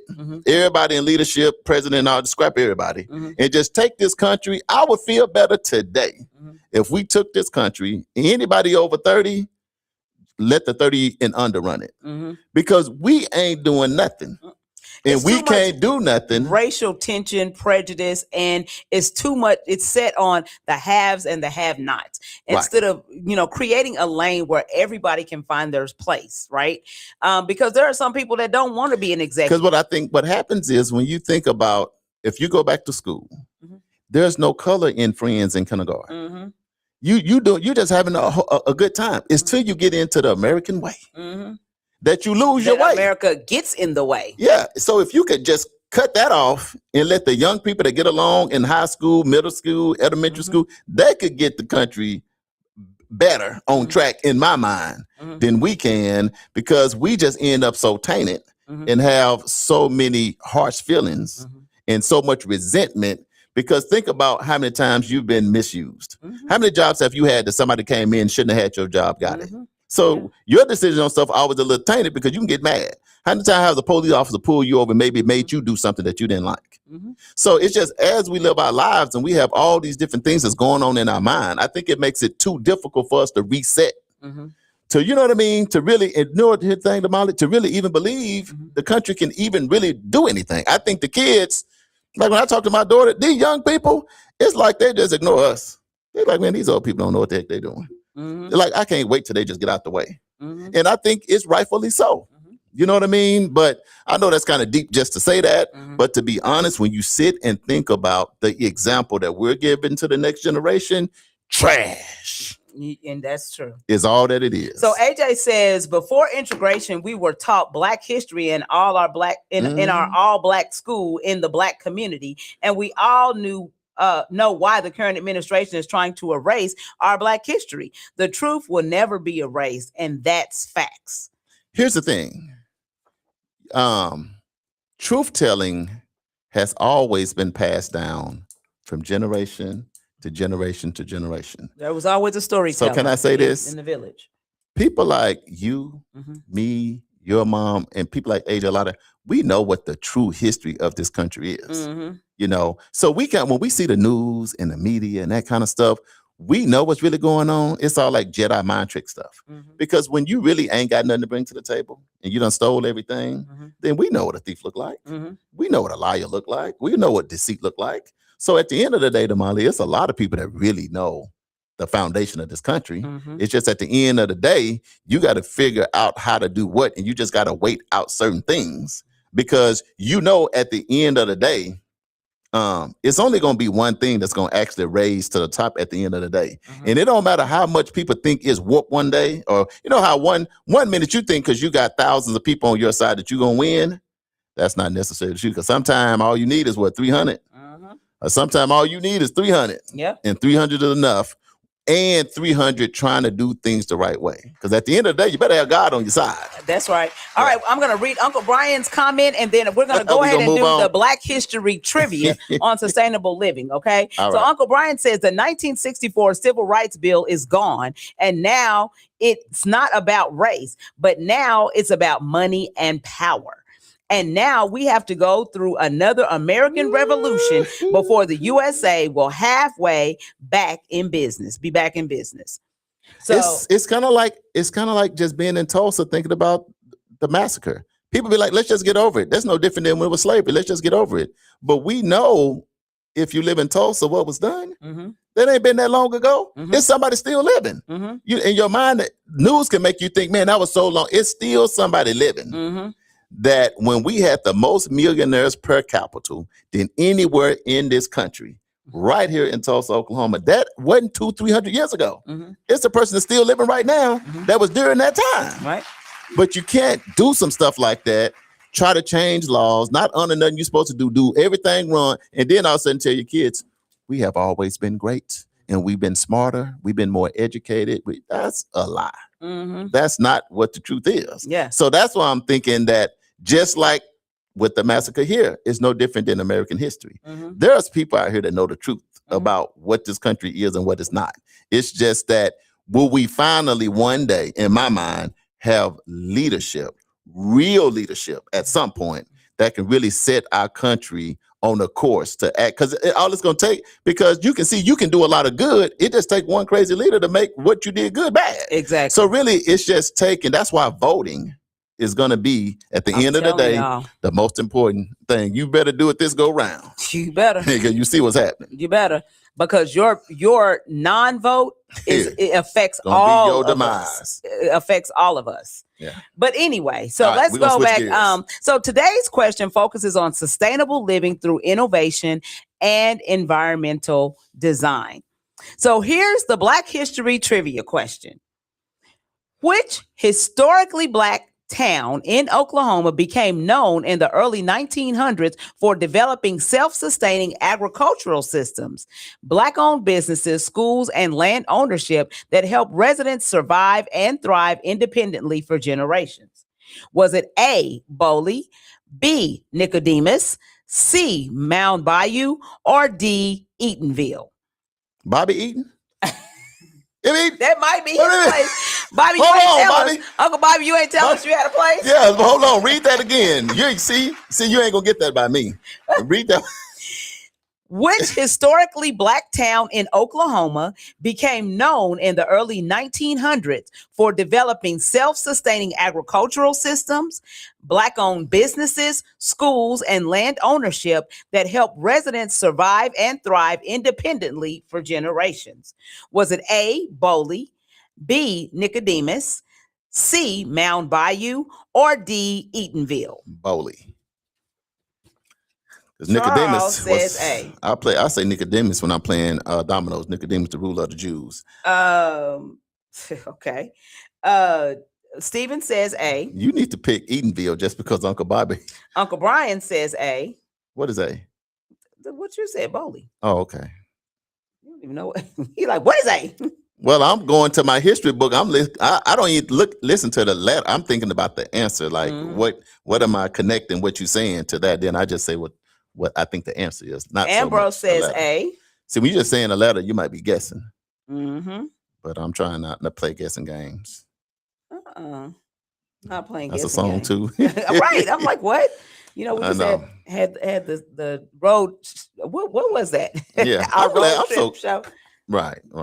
Okay, let's see. I'm gonna read it one more time because everybody's kind of slow. They probably working. You know what? I'm so happy we got a good positive show. Yeah. You know, me just a too. show where you can laugh a little bit. Talk about real stuff, but just to have a table where you can be Yeah. at grandma's house. Yeah. Okay, so here's the question one more time. Which historically Black town in Oklahoma became known in the early 1900s for developing self-sustaining agricultural systems, Black-owned businesses, schools, and land ownership that helped residents survive and thrive independently for generations? Was it A, Boley, B, Nicodemus, C, Mound Bayou, or D, Eatonville? AJ says A, and then he says, under Bobby Eatonville on the side. Yeah, Eatonville on the side for sure. Right. Okay, so I'm going to go ahead and give the answer because we need to get on down the road. The answer is A. It is Boley. That is correct. Boley became one of the most successful all-Black towns in the United States. Residents built farms, businesses, schools, banks, and transportation systems that allowed the town to operate with a high level of economic and social sustainability. The community built systems that allowed people to live, work, and grow together independently. So sustainable living is about community ownership, local resources, long-term planning, building systems that support future generations, because when communities work together to sustain themselves, they create strength that lasts beyond our generation. That's a good thing. And you know what made me remember it as recent as Sarah's Oil. Ah, yeah. See, as recent as Sarah's Oil. So we doing that. I'm like, that was bold. Damali, it was so, I know it was like 50 some Black towns, but I guess for me, the beauty of studying history is I just realized how close Oklahoma was to becoming just an all Black state. Oh, yeah. I mean, Muskogee, Okmulgee, Tulsa, now Boulder, even Tapp, all these little Right. towns. So it's amazing how systems, Yeah.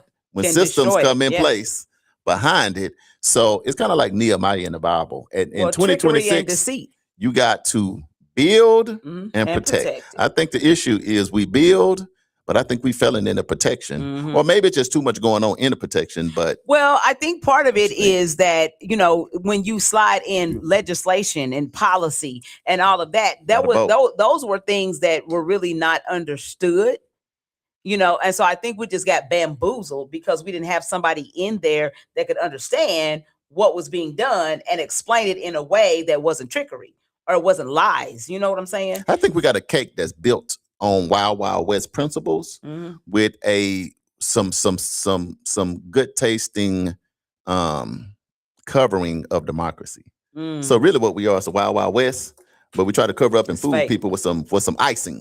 So it's like the whole cake is really the Wild Wild West, but let's act like it's not, and then icing over the cake with some of that sweet and stuff. Yes. But then And so you it's get distracted so by it's the sweet. yeah, so you're always dealing with a Trojan horse all the time. Anytime you think something going on, there's always somebody It's not in what your you midst. think it is. Yeah. Yeah, that's smokes and mirrors right there. Okay, so it's time for our small business spotlight, where we highlight businesses bringing creativity, flavor, and entrepreneurship to the community.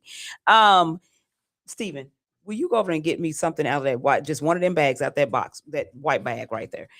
So today we're shining the spotlight on Still Poppin' Gourmet Popcorn, led by Dr. Orlando Whitfield, CEO of this organization right here, or this company right here. So I brought for those of you who are actually on the live, you'll see the popcorn that I brought. I bought one of every flavor and brought back to my family from Omaha, Nebraska. So shout out to Still Poppin' Gourmet Popcorn. They offer delicious gourmet. Why you put it on that side when you can put it on this side? You want me to put it over there? Yeah. Oh, right here. because he want to eat some. That's why. So Still Poppin' Gourmet Popcorn offers delicious gourmet popcorn creations with unique flavors. What flavor is that? Cookies and cream. Oreo cookies and cream. Cookies and cream. So I, like I said, I bought all of them. But anyway, and a commitment to quality that keeps customers coming back for more. Whether you're looking for a snack for yourself, gifts for others, or treats for events and gatherings, Still Poppin' Gourmet Popcorn delivers flavor with style and creativity. It's not just popcorn, it's gourmet flavor made to stand out. So if you would like to learn more or to place an order, you can connect with Still Poppin' Gourmet Popcorn at their website, which is Still Poppin', POPPIN 402.com, or you can give them a call at 531-232-6120. We need you to support local, support entrepreneurship, and support businesses bringing flavor and innovation to the community. Just like Oreo cookies.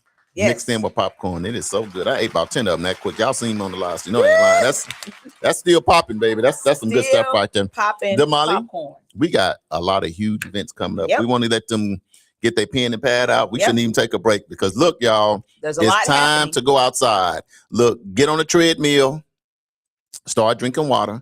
Go buy your sunscreen. Start getting a haircut. Call your salon and back to the salon. Get your hair done because we finna be outside in Tulsa, Oklahoma, starting this weekend. So, Damali, I think we need to go ahead and roll out what's going on. Get your pen and the pad out. And for you that have never been to Tulsa, never been to Black Wall Street, never been here, now it's your time to come because we finna name off about 3-4 Uncle events. Brian said Charles is killing that popcorn. Boy, that popcorn's so good, Uncle Brian. I done hit it.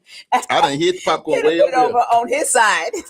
Boy, that popcorn. I seen it all. Damali did. You know, that's when you know you got love for your family. She bought every kind of popcorn. They got all kind of popcorn. It's definitely popping because that Oreo cookies with that is the grandkids came over on Sunday.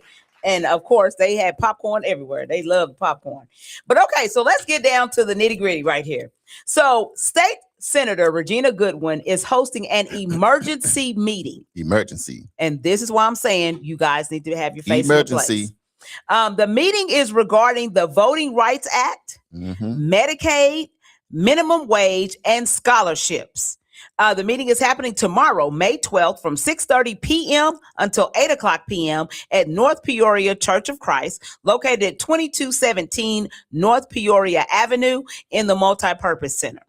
So if you can be there, please tune in because we need you there because there are some important things that are coming down in our state legislature. And we'll be there. We'll go live. So if for whatever reason you can't get out, then you know you can't fake showing up.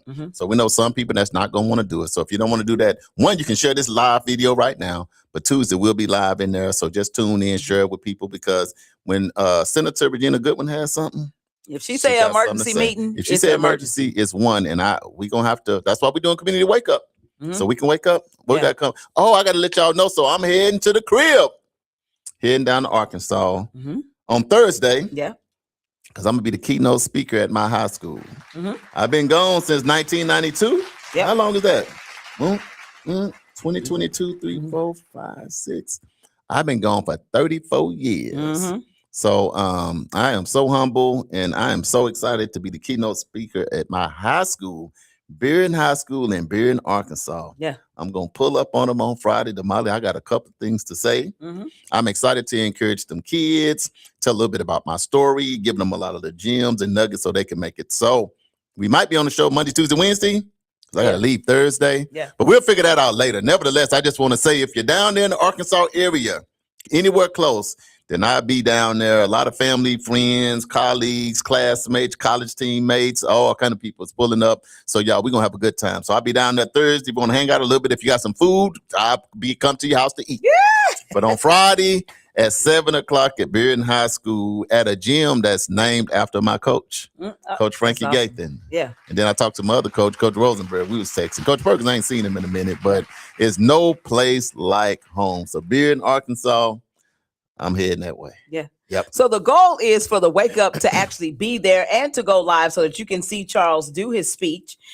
Look, Cousin Pearlie said, can't wait, got your banana pudding. Oh, She already feeding me. Cousin Pearlie, you my first stop. I'm going to tell you now, I'm going to be getting home about between 5 and 6. In your house is going to be my first stop. Or you better put it by the population sign because I'll be there. But man, my siblings are coming down. My kids coming down, aunties, uncles, classmates, family, friends. Even though my focus is on the graduates, I just feel like I got a couple of nuggets that I can give them, you know, that can help some of them go on to be successful. So it's all about the give back. Yeah. You know, so I'm coming to give back and looking forward to hanging out with cousins like Cousin Pearlie and everybody else. So we're going to have a good time on this Friday. What is that, May 15th? Mm-hmm. Here in Arkansas, I'm on the way. And AJ, the time of the graduation is 7:00 p.m. 7:00 p.m. Yeah. Bearden, Arkansas High School gym. We about to have a good time, y'all. Yes. Okay. So this week is Biker Rally Week. There are a lot of things happening in Tulsa, Oklahoma. So Tulsa, get ready. Because there's going to be motorcycles all around, and your girl is going to be in heaven. Because I love motorcycles. Yes. I love it. That? I love it. They're going to be in the city. So they're going to be here. And so we're going to have a great time. AJ said Friday at 7 p.m. He said, I'll be there, Frat. Call me. I got you. Okay. I got you. So anyway, yeah, it's going to be amazing here in Tulsa. The rally starts the 14th. It's through the 16th. There's going to be museum tours, live music on stage, panel discussions, and cultural vendors. On Friday, May 15th is Rep Your City Day. Yeah. And the audio Super Bowl. The musical headliner this year is One Way and jazz sensation Julian Vaughn. They're going to be performing at BMX Park. You can go to blackwallstreetrally.com in order to get your tickets. So it's going to be great. And then on Saturday, it's going to be Black Wall Street Rally Greek Day 2026. So we are going to be on stage. We're going to be the ones that usher in the Greek Day. So we're going to have a great time with that. It's Greek Day all day from noon until 7:00 p.m. And hey, that's what's going to be playing right there. Hey, we're going to be on the stage, Damali? Yes, we're going to be on the stage. Well, we might have to come party, on the like stage. 3 to 7? Last year I got played because I was on the stage. And you got to go down and step. And so, we're going to have to work that out. You better jump down. No, don't jump. I ain't jumping. At 50, don't jump. Don't even think about jumping. Don't. Listen. Your knees going to pop. When you think about it, your ankle's going to give out on you right there. Hey, can I give a quick shout out? Sure. I got to give a shout out to my son, Khalil Harper. Oh, yeah. He graduated on Saturday. Yes. Man. Congratulations. I got a electrical engineer in the family. That's awesome. My son Khalil graduated from UCO. He had his son. So I took a picture right before I graduated, but I had Khalil on my shoulder, which I couldn't do that now. He weighed 220. Yeah, right. But then to see him with his son with a Harper on the back, because now he's an engineer, man. My son put in the work to get it. That's awesome. He'll be starting at Devon Energy in July. That's That's the largest business down here in Oklahoma City. So it's going to be cool. Yeah. Oil and gas down in OKC. So I'm extremely proud of him, his girl. Alana and Kasai and the whole family. We all pulled up on them. Okay. Yep. All right. The Brothers of Phi Beta Sigma Fraternity Incorporated Kappa Tau Sigma Chapter presents Sigma Saturdays, The Function. I'll be there. Supporting scholarship and community impact on May 16th from 9 o'clock p.m. until 1 o'clock a.m. at the 36th Street North Event Center located at 1125 East 36th Street North. They are having a party, but it is a party for a purpose. With a purpose. Yeah, they're raising money. So the early bird, the tickets are $20. General admission is $25, and they're $30 at the door. DJ Soul, who is a Delta, will be on the ones and twos. Yeah. So the attire, clean and casual, but of course, bring your letters. Right. Bring your letters if you got them. Damali, you know what? I'm about to drive down to Arkansas Thursday, do the keynote at 7. Then I got to drive back because my daughter graduates from college, occupational therapist assistant. That's going to be a pull on up Saturday at 11 a.m. Then hit the stage on Greenwood. Yes. You see how the schedules get in the Wake Up morning show world? It get kind of crazy sometimes, but we built for it. Yeah. So just understand, if we're not on the air, it's a reason why we're not on the air. Okay, the National Panhellenic Council of Tulsa scholarships are awarding scholarships to exceptional high school students in Tulsa County. The application deadline is May 22nd, so you only got a little bit more time in order to be able to apply for that. The Ladies of Elegance auditions for 2026-27 will be held on May 27th and 29th. At 6 o'clock p.m. to 8:45 at Edgerec Youth and Family Fun Center, located 5424 North Madison Avenue. We out of time. And we are out of time. We out of time, y'all. Look, we got some other updates, other things that are coming up. So tomorrow we're going to be talking about vision clarity. So if you'd like to advertise with us, go to nycu.fm and submit an inquiry, and somebody will get back in contact with you. And don't forget, everything that we talked about is our opinion. So. Yep. There you go. Community Wake Up with Charles and Damali. We'll be live back in here on Taco Tuesday. Y'all have a blessed Monday. We'll see you tomorrow morning. Later, y'all.